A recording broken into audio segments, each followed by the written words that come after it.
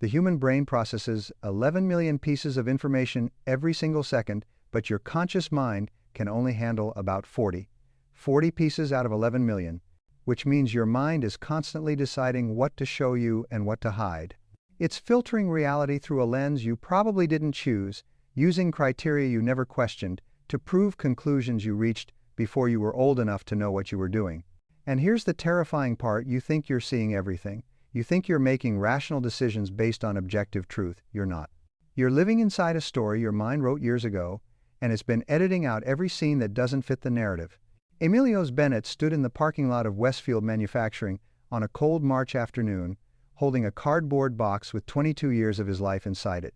Calculator, coffee mug, safety goggles, a framed certificate from 2007 that said Employee of the Month like it. Meant something. The factory was closing. Moving operations overseas. Standard business decision. Nothing personal. But standing there, watching the building that had contained his entire adult existence, Emilios felt something shift inside his chest.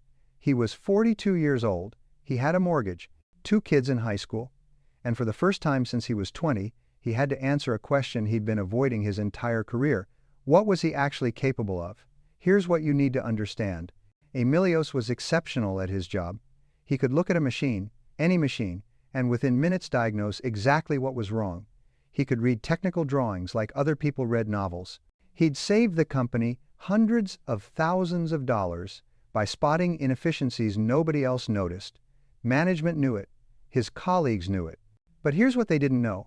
Emilios had turned down 3 promotions to supervisor because he was convinced he wasn't good with people. That, not good with people. He'd said it so many times it became doctrine, it became law, it became the frame through which he interpreted every interaction. When a conversation went well, it was an exception. When it went poorly, it was confirmation. He collected evidence for the prosecution of his own limitations and dismissed anything that contradicted the verdict. Where did this belief come from? When he really traced it back, it started in 7th grade, Mrs. Patterson's English class. She'd made him read aloud, and he'd stumbled over the words, and someone laughed, and she'd said kindly, she'd meant it kindly, "It's okay, Emilios. We all have different strengths. You're wonderful with numbers and machines." She was trying to encourage him. But what he heard was, "You're limited. You're technical. You're not the person who connects with people." One sentence, one moment, 29 years of decisions. This is how the mind works. It doesn't evaluate. It doesn't judge. It simply accepts what you tell it and then sets about making it true. Your mind is the most powerful tool you'll ever possess. But here's the problem: most people are using it backwards. They think the mind observes reality and reports back. That's not what happens. The mind creates reality and then shows you evidence that you're right. Emilios drove home that afternoon with a cardboard box in his passenger seat, and something was different. Maybe it was the shock, maybe it was the fear, maybe it was just exhaustion from carrying a lie for 3 decades. But he started asking himself a dangerous question. What if I'm wrong? What if that thing I've believed about myself, that fundamental truth I've built my entire life around, isn't actually true? What if it's just a thought I kept thinking until it calcified into fact? He pulled into his driveway and sat there for 20 minutes, engine off, staring at his hands.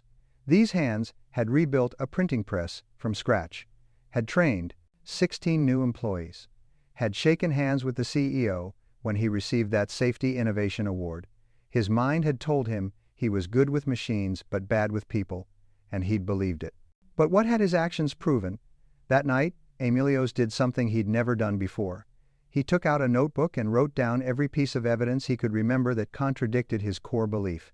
The list went longer than he expected. He'd mediated a conflict between 2 machine operators that management couldn't solve. He'd mentored a young engineer who was struggling, and that person had written him a thank you note saying Emilios changed his career. He'd served on the community center board for 5 years. He'd coached his daughter's soccer team.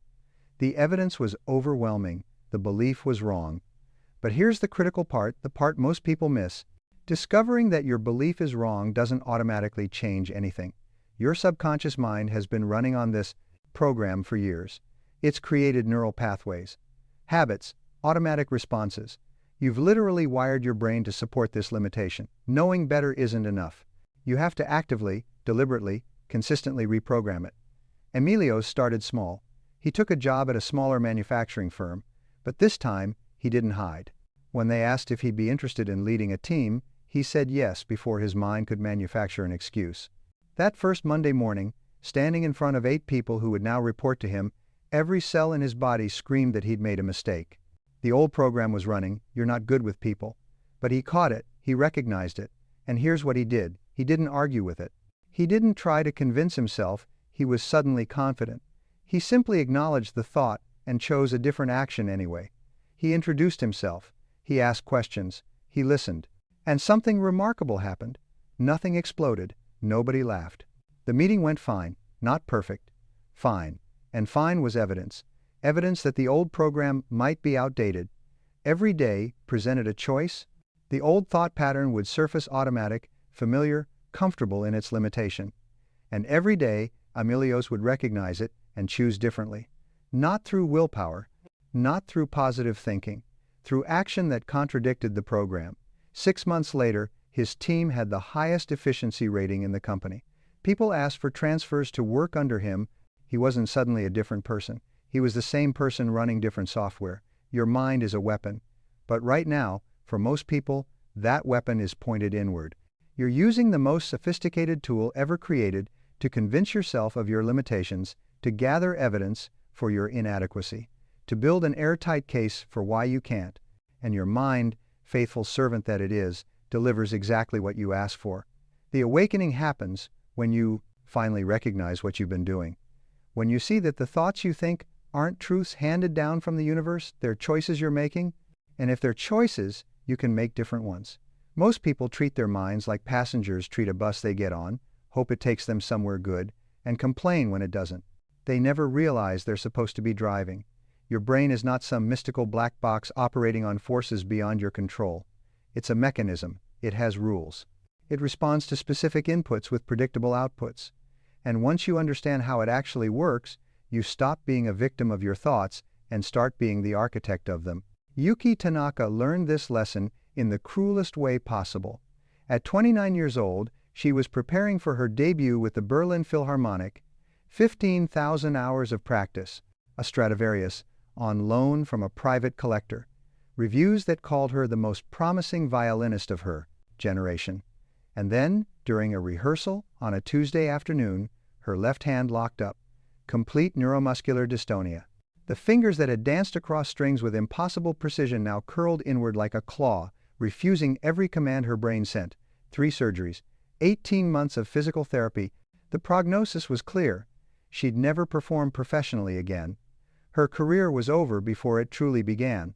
Most people would have grieved and moved on, found something else to do, built a different life. But Yuki did something unusual during those long months of recovery. She started paying attention to how she'd become excellent in the first place. She hadn't been born with magical fingers. She'd been 7 years old when she picked up her first violin, and she'd been terrible, squeaking strings. Off-key notes. Her first teacher had gently suggested maybe piano would be better. But her parents had insisted she continue, and so she did. 30 minutes a day, then an hour, then 2. And somewhere in those thousands of repetitions, something changed. Her brain had built new pathways. Myelin had wrapped around neural circuits, making them fire faster and more efficiently. Her cerebellum had learned to predict the position of her fingers before they moved. Her auditory cortex had rewired itself to process pitch with supernatural accuracy. She hadn't been born special. She'd built special, one deliberate practice session at a time. Sitting in her apartment, hands still weak and uncooperative, Yuki had a realization that would change everything. If her brain could do that once, it could do it again. Just in a different direction. She started reading neuroscience papers. Studies on neuroplasticity. Research on how the brain adapts after injury. And she discovered something the general public doesn't understand. Your brain doesn't care what you're learning. The mechanism is the same whether you're mastering violin or mathematics or martial arts. Attention, repetition, progressive difficulty, immediate feedback. Those 4 elements, consistently applied, will rewire your brain for anything. Most people never realize this because they've only ever gotten good at 1 or 2 things in their entire life. They think their talents are fixed traits, gifts they either have or don't have. But talent is just neurology shaped by focused practice. And if you've shaped it once, you can shape it again. Yuki enrolled in a physical therapy program, not as a patient this time as a student. Her classmates were mostly 22-year-olds fresh from undergraduate degrees. She was 31, starting over in a field she knew nothing about. But she had something they didn't. She knew exactly how mastery was built. She applied the same methodology she'd used for violin. She broke down complex movements into microcomponents. She practiced each component until it became automatic. She visualized procedures before performing them, running through each step in her mind with the same intensity she'd once used to mentally rehearse concertos. She sought immediate feedback, asked relentless questions, deliberately practiced at the edge of her capability where mistakes happened but learning accelerated. Her professors noticed something unusual. While other students improved linearly, Yuki's progress was exponential. They attributed it to maturity, to motivation, to some innate gift for the work. They were wrong. She was simply using her brain the way it was designed to be used. Here's what most people don't grasp. Your brain has a filter called the reticular activating system. It sits at the base of your brain stem, and its job is to decide what information reaches your conscious awareness. Every second, millions of sensory inputs compete for your attention. The reticular activating system selects what you notice based on what you've told it matters. When you buy a red car, suddenly you see red cars everywhere. They were always there. You just weren't filtering for them. When you decide you're bad at remembering names, your reticular activating system prioritizes every forgotten name as evidence and dismisses every remembered name as irrelevant. You're not actually bad at names. You've just programmed your filter wrong. Yuki understood this instinctively from music. When you're learning a difficult passage, you start hearing it everywhere, in bird songs, in traffic patterns, in the rhythm of footsteps. Your brain is searching for patterns that match what you're focused on. So she deliberately programmed her filter toward possibility instead of limitation. Every morning, before classes, she'd spend 10 minutes visualizing herself as a successful physical therapist. Not vague, daydreaming specific, detailed mental rehearsal. She'd see herself assessing a patient, feel her hands performing joint mobilizations, hear herself explaining treatment plans with confidence. She was doing the same thing she'd done, preparing for performances, except now the performance was a different skill. Neuroscience backs this up completely. Your brain can't distinguish between vivid imagination and actual experience. When you mentally rehearse an action with full sensory detail, you activate the same neural pathways as physical practice. Olympic athletes have known this for decades. Surgeons use it. Fighter pilots train with it. But most people go through life never deliberately visualizing anything, never programming their reticular activating system, never practicing skills in the free gym of their own mind. By her second year, Yuki had developed a specialty in treating musicians with repetitive strain injuries. She understood their psychology, their perfectionism, their terror of permanent damage. She could demonstrate exercises with a recovering hand, showing them that damaged didn't mean destroyed. Her practice grew rapidly because she offered something rare, not just clinical knowledge, but lived proof that the brain could rebuild what seemed irretrievably lost. But here's the deeper principle. Excellence in any domain proves your brain's capacity for excellence in every domain. You're not good at one specific thing because of some genetic gift. You're good at it because you trained your brain, whether you realized it or not. And that same mechanism, attention, repetition, progressive challenge, feedback, works identically for anything else you choose to master. Most people lose decades of potential because they believe the myth of fixed ability. They tried something once, weren't immediately good at it, and concluded they lacked talent. They never understood that initial failure is the raw material of competence. Your brain learns by making mistakes, receiving feedback, and adjusting. Perfection on the first attempt means you're not learning anything new. Yuki kept a journal throughout her transition. Years later, reading back through it, she found an entry from her third month of physical therapy school. My hand still doesn't work right, but my brain works perfectly. That's all I need. She'd been terrified when she wrote it, trying to convince herself more than state a fact. But she'd been exactly right. Her hand was just meat and bone and nerve. Her mind was the weapon that would rebuild her entire life. Success doesn't fail because of external obstacles. It fails because of internal contradictions. You can have the skills, the opportunity, the resources, the plan, and still sabotage yourself so subtly you won't even notice you're doing it. This is the battle nobody warns you about. not the fight against competition, or circumstances, or bad luck.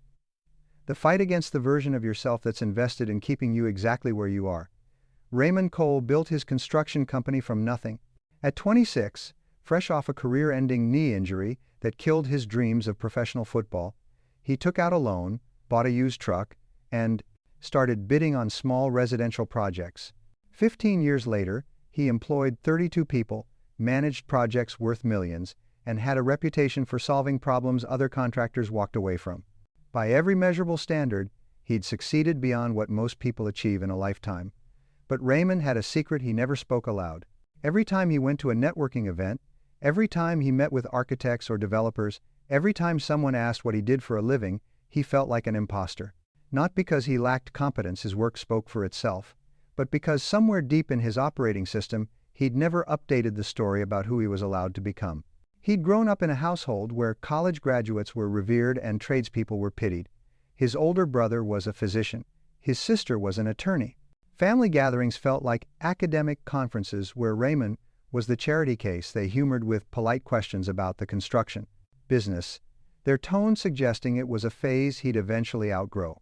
His father had once told him, with genuine concern, "It's honest work, son, but don't you want to do something that uses your mind?" Raymond never corrected him, never explained that estimating materials for a complex renovation required mathematical precision, that reading architectural plans demanded spatial reasoning most people didn't possess, that managing subcontractors, navigating permit regulations, solving structural problems in real time, these things engaged his intellect far more than memorizing textbooks ever had.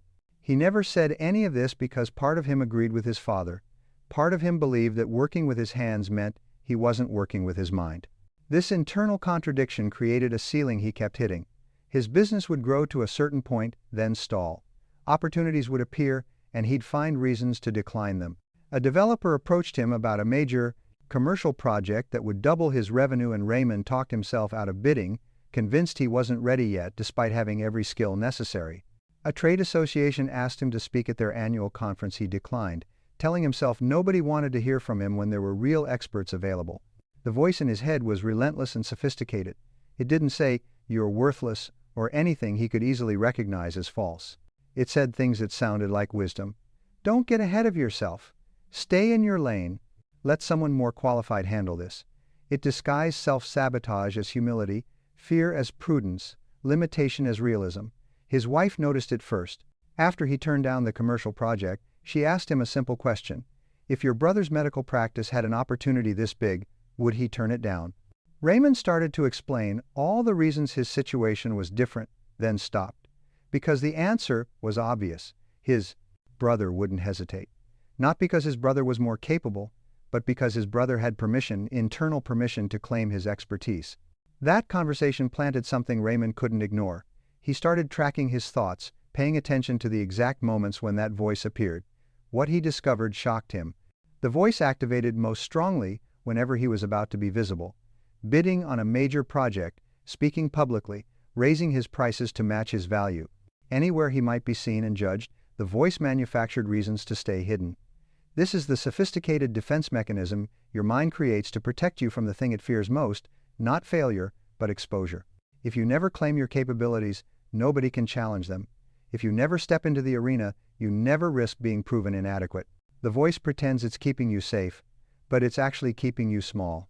Raymond did something that felt ridiculous at first. He started writing down the voice's arguments, then responding to them on paper as if he were cross-examining a witness. The voice would say, "You don't have formal training like real professionals." He'd write back, "I have 15 years of field experience solving problems they only read about in textbooks." The voice would say, "You're just a contractor." He'd respond, "I'm a business owner who manages complex projects, leads a team, and delivers results on time and under budget." What he realized through this exercise was staggering. Every argument the voice made was technically factual, but completely misleading. Yes, he didn't have a degree. Yes, he worked with his hands. But the conclusion the voice drew from these facts, that he was therefore less capable, less intelligent, less worthy, was not supported by any evidence. It was an interpretation, a story. And stories can be rewritten. The shift didn't happen overnight. It happened in small moments of choosing different thoughts. When he caught himself thinking, "I'm just a contractor," he'd stop and rephrase, "I run a multi-million-dollar operation that requires technical expertise, business acumen, and leadership skills." Not as an affirmation he was trying to believe, but as an accurate description of observable reality, he started accepting opportunities he would have previously declined. He bid on the next major commercial project that came along, and he won it not because he'd suddenly become more capable, but because he stopped disqualifying himself before anyone else could. The project was complex. There were problems he'd never encountered before. But that's always true at every new level. Competence isn't about knowing everything in advance. It's about having the confidence to figure things out as they arise. 6 months into the commercial project, something happened that crystallized everything. The architect made an error in the structural plans that would have created serious problems. Raymond caught to it during his review, brought it to a meeting with the architect and the client, and explained the issue and his proposed solution. The architect, someone with 2 degrees and 30 years of experience, listened carefully, then said, "You're absolutely right. That's excellent catch. We'll revise the plans." In that moment, Raymond felt something shift permanently. Not pride, exactly, more like recognition. He wasn't performing above his station. This was his station. His mind worked at this level. It always had. He'd just been refusing to acknowledge it. The internal voice didn't disappear. It still shows up, especially when he's about to do something new. But now he recognizes it for what it is: outdated programming running on a loop, trying to protect him from dangers that don't exist. He doesn't argue with it anymore. He doesn't try to convince it. He just acknowledges it and moves forward anyway. Here's the truth most people never grasp. The voice of limitation isn't your enemy. It's a poorly programmed security system that thinks keeping you hidden is keeping you safe. You don't defeat it through positive thinking or affirmations. You defeat it through evidence. Every time you act, despite the voice, every time you succeed at something it said you couldn't do, you weaken its credibility. Eventually, it stops being your automatic response and becomes just background noise you barely notice. Raymond's company has tripled in size. He sits on the board of the Regional Builders Association. He's been invited to speak at industry conferences, and now he accepts, not because the voice stopped telling him he doesn't belong there, but because he stopped letting the voice make his decisions. His mind is still a weapon, but he finally turned it in the right direction, toward building instead of blocking, toward expansion instead of contraction, toward the truth of what he's capable of, instead of the fiction of what he's not. Understanding how your mind works changes nothing. Knowing you've been programmed incorrectly changes nothing. Even recognizing the voice that limits you changes nothing. Knowledge without implementation is just sophisticated procrastination. The mind becomes a weapon only when you actively, deliberately, systematically deploy it toward the outcomes you've chosen. Not tomorrow, not when you feel ready. Right now, with whatever clarity you currently possess. Claire Northwood had been an accountant for 34 years. She was exceptional at it, meticulous, analytical, the person colleagues called when numbers didn't reconcile and nobody could figure out why. She'd built a comfortable life through precision and reliability. But comfort has a price nobody mentions. It makes you forget you're capable of discomfort. For as long as she could remember, Claire had wanted to write novels, not as a hobby, not as something to do in retirement, as a calling she'd been ignoring since she was 16 years old, writing stories in spiral notebooks during study hall. She'd won a school writing competition. Her English teacher had pulled her aside and said, "You have genuine talent. Promise me you'll pursue this." Claire had smiled, nodded, and chosen accounting instead because it was practical, secure, sensible. 40 years later, that choice felt like a prison sentence she'd imposed on herself. The desire hadn't faded. It had fermented. She'd read thousands of novels over the decades, always with a dual consciousness, enjoying the story while simultaneously analyzing how it was constructed, imagining how she would have written certain scenes differently. She'd accumulated notebooks full of plot ideas, character sketches, opening paragraphs that went nowhere. And she'd told herself, year after year, the same lie in slightly different variations: artists are born, not made. Real writers start young. I'm too old to begin now. I don't have the gift. At 56 years old, after another evening of reading someone else's novel and feeling that familiar ache of unexpressed creativity, Claire made a decision that terrified her. She was going to write a book, not someday, starting tomorrow morning.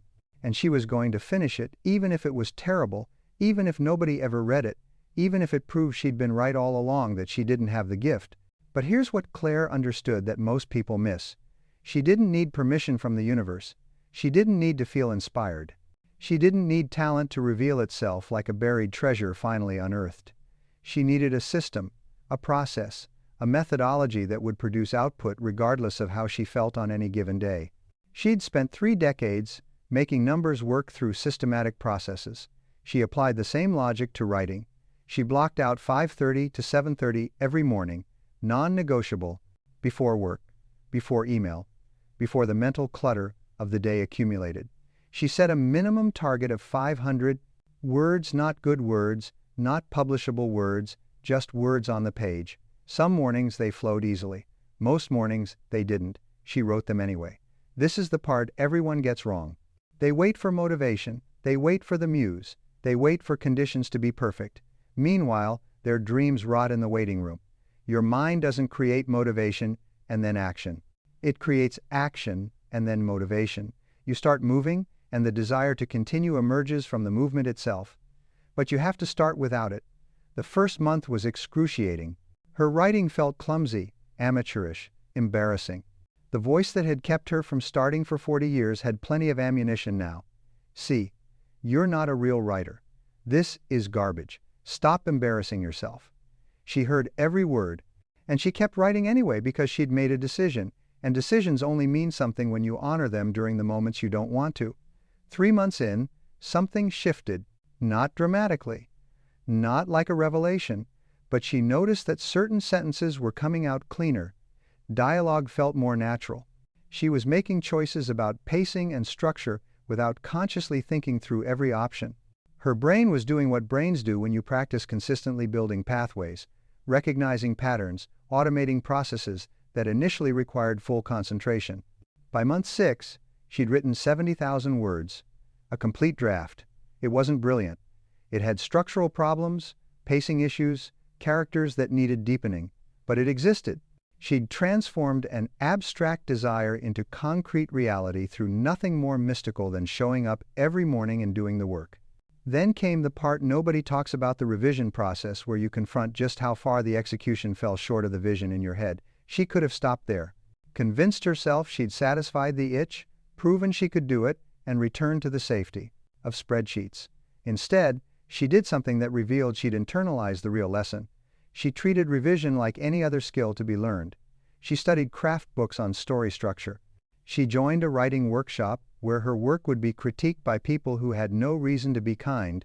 She rewrote entire chapters, sometimes multiple times, until they matched the standard she was holding in her mind. And here's the critical insight: that standard kept rising. As her skill improved, her ability to recognize quality improved faster. She was chasing a target that moved away as she approached it. That's not frustration, that's growth. At 58 years old, Claire signed with a literary agent. At 59, her novel sold to a publisher. On her 60th birthday, she held a finished book with her name on the cover. The reviews were mixed. Some readers loved it, others found it derivative. The sales were modest. None of that mattered nearly as much as people assume it does. What mattered was that she'd proven to herself that the mind is programmable. That age is irrelevant when you understand how skill develops. That talent is just neurology shaped by deliberate practice. That you don't need to feel like a writer to write, don't need to feel confident to act, don't need permission from anyone to claim the identity your actions have already earned. Your mind right now, in this moment, is either your greatest asset or your most effective saboteur. Not because of its inherent qualities, but because of how you're directing it. Every thought you think is steering you either toward expansion or contraction, possibility or limitation, action or paralysis, and you're the one choosing the thoughts, even when it doesn't feel like a choice. The weapon is already in your hands. You've had it since birth. You've been using it your entire life, though probably not consciously, probably not skillfully, probably not in service of outcomes you actually want. But that changes the moment you decide. It changes, not when you feel ready, not when circumstances improve, not when you've figured everything out. Now, today, with this next decision, this next action, this next thought, you choose deliberately instead of accepting automatically. Emilio's leads teams now. Yuki rebuilt a career from ruins. Raymond claimed the expertise he'd been hiding from. Claire wrote the book she'd been postponing for 40 years. They're not exceptional people. They're people who learn to use the tool everyone possesses but almost nobody masters. Your mind is a weapon. The weapon is loaded. The safety is off. Point it at the life you're building, not the limitations you're defending.